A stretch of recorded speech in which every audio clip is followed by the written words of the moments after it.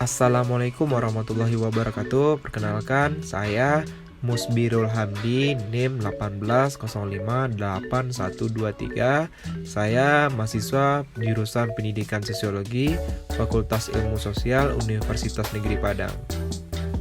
Nah, pada video kali ini kita akan membahas tentang persepsi sosial.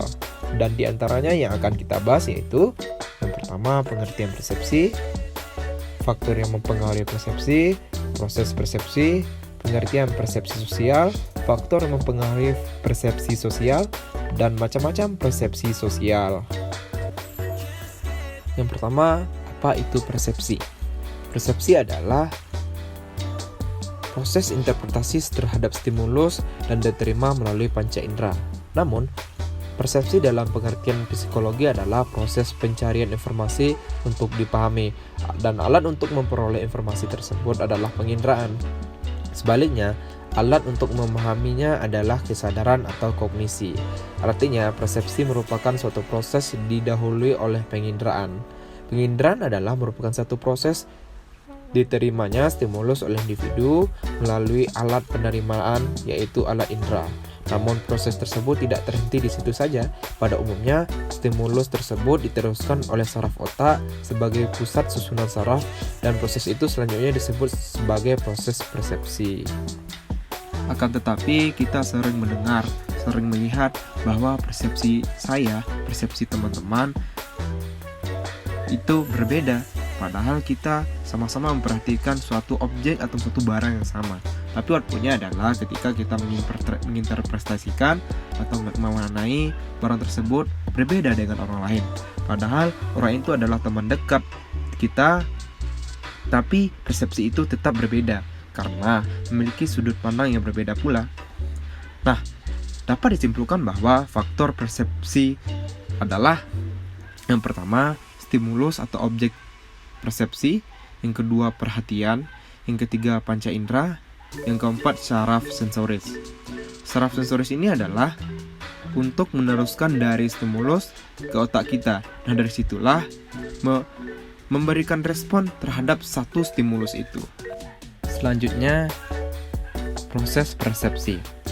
Proses persepsi terjadi ketika objek ditangkap oleh panca indera, baik itu penglihatan, pendengaran, perasa, atau peraba, apapun panca indera kita, lalu diteruskan melalui otak kita. Nah, dari otak kita tersebut akan memproses dan menghasilkan interpretasi atau pemaknaan. Nah, selanjutnya kita akan membahas tentang persepsi sosial. Persepsi sosial merupakan suatu proses seseorang untuk mengetahui, menginterpretasikan, dan mengevaluasi orang lain yang dipersepsi tentang sifat-sifatnya, kualitasnya, dan keadaan yang lain yang ada dalam diri orang yang dipersepsi, sehingga terbentuk gambaran mengenai orang-orang yang dipersepsi.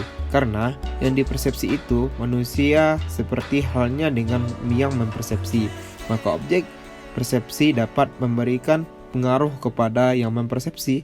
Dengan demikian, dapat dikemukakan dalam mempersepsi manusia atau orang adanya dua pihak yang masing-masing mempunyai kemampuan atau perasaan-perasaan, harapan-harapan, pengalaman-pengalaman tertentu yang berbeda satu sama lain, yang akan berpengaruh dalam mempersepsi manusia orang atau orang tersebut. Nah, selanjutnya yaitu faktor yang mempengaruhi persepsi sosial. Yang pertama, faktor penerima, kedua faktor situasi, yang ketiga faktor objek. Dan di antara ketiga faktor ini, mereka saling terkait satu dengan yang lainnya. Nah, yang terakhir kita akan membahas tentang macam-macam persepsi sosial. Yang pertama, persepsi objek atau lingkungan fisik.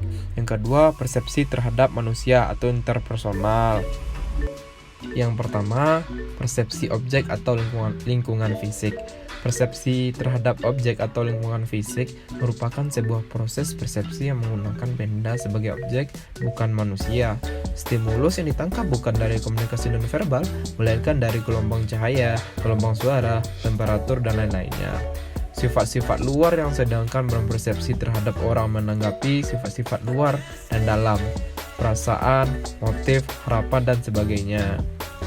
Yang kedua, persepsi terhadap manusia atau interpersonal. Persepsi terhadap manusia merupakan proses persepsi di mana manusia merupakan objeknya. Stimulus yang disampaikan melalui lambang-lambang verbal maupun non-verbal. Terima kasih telah menonton video ini. Semoga bermanfaat. Assalamualaikum warahmatullahi wabarakatuh.